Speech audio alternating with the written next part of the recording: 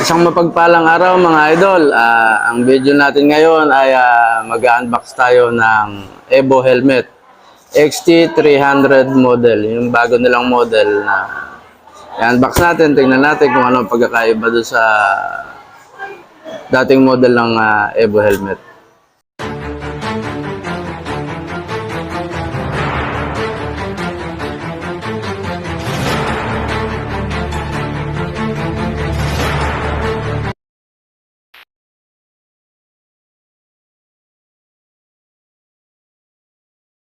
So guys, bubuksan na natin ang ating helmet. In order natin to kay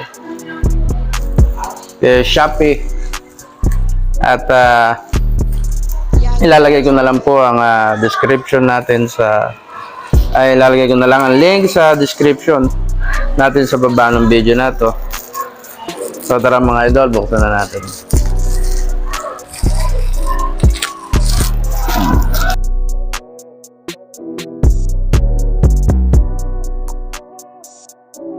Mga idol, bago na rin ang kanilang kahon.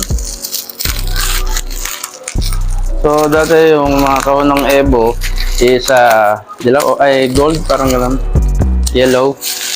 Ngayon yung bago nilang modelo is black na. Yun, kita-kita na.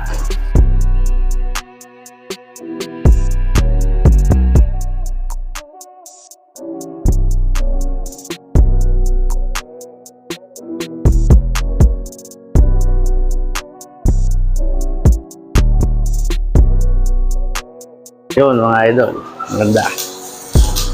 Yun. Ano? Evo XT300. Ang latest model po ng Evo helmet. Kulay black na ang kahon.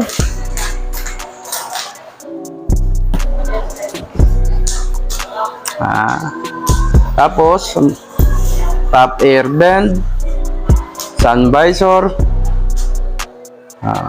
breath deflector, front air vent, aggressive spoiler, ABS composite shell. Ayun. DOT certified helmet, ABS, Duraplex, aerodynamic vent.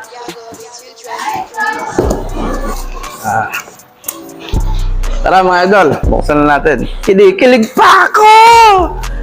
Thank you nga pala, OBR. So, ang bumili po kasi nato si OBR. Ngayon, OBR, thank you. I love you. Oh, sana all. Sana susunod meron ng kahit SJ600, SJ6 Legend. Subscribe, sana all.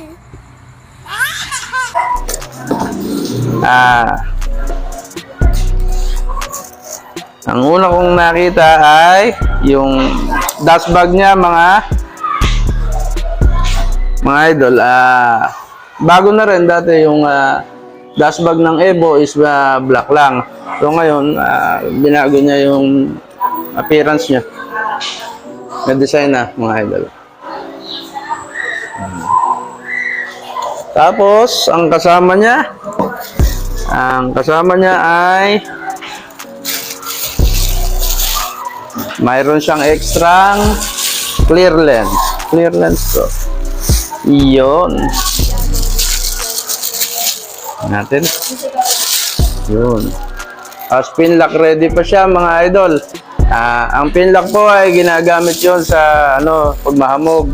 Lalagyan dito ng parang yun nga po, pang anti-pag. Para po pagka mahamog ang biyahe, malinaw pa rin. So, ano pa po ba kasama? Excited na ako.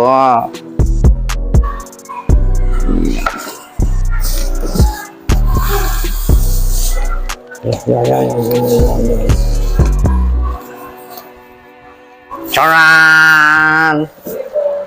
Charan!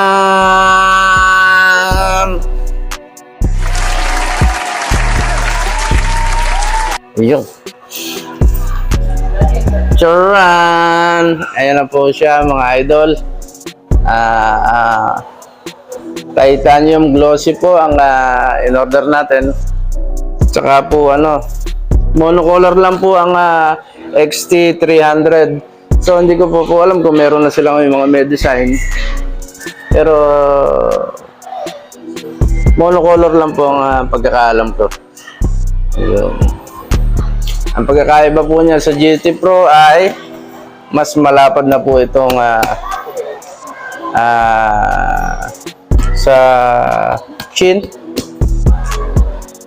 Tapos mas malapad na po ang pinaka-lens niya para mas wide po ang vision. Mas maluwang po ang vision ng lens niya. So, ayan po ang pag nakatagilid, medyo aggressive siya kumpara doon sa dating modelo. Ayun. Tapos may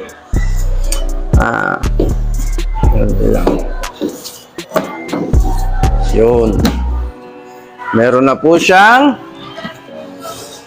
ayun. Yun. Meron na po siyang air ventilation sa taas, sa harap, papunta po dito sa likod. Yun. Spoiler niya. Stig. Tapos, ayun po ang loob.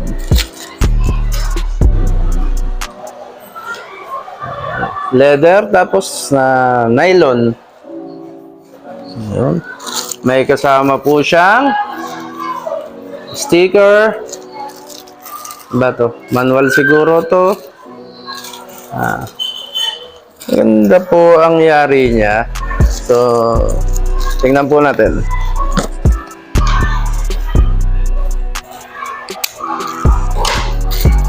Yun. Nakikita niyo po ba yung loob? Yun.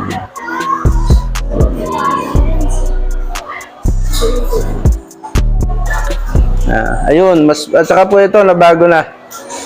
Dahil sa ibang Evo, hindi ganito yung pagka tinatanggal yung lens nila. Ang ganda.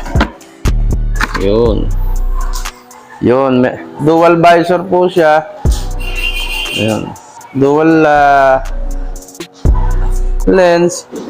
Yun.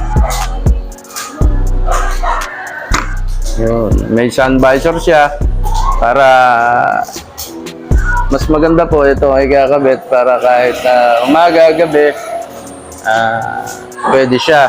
Pagka naman po gusto niyo ng madilim, andito naman po yung sun visor niya. Ganda, Evo. Mga idol, meron nga pala siyang kabitan na eyewear slot. Ayan. Sa mga malalabo ang mata na kailangan talaga ng nasuot silang salamin, meron dito suotan ng salamin. Ayan sa gilid. Nakita niyo po ba?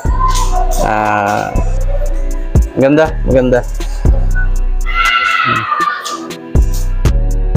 Ito yung mga detalye. Yun.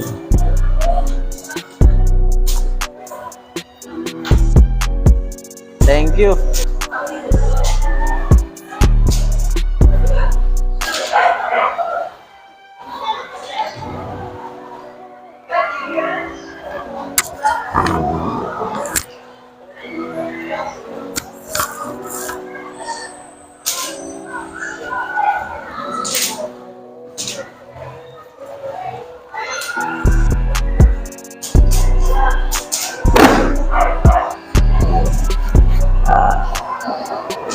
Try natin yung suot, mga idol.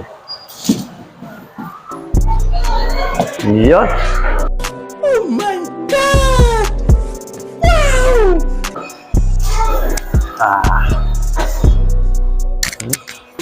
Ganda. So mga idol, kailangan daw pag nagsuot ng helmet, di gumagalaw. Kailangan sakto.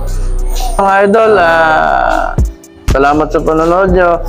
Sa mga bago po pala sa akin channel, huwag kalimutang mag-like, mag-subscribe, and hit notification bell para lagi kang updated sa mga susunod ko pang video. So, paano mga idol? Bye for now. Thank you for watching.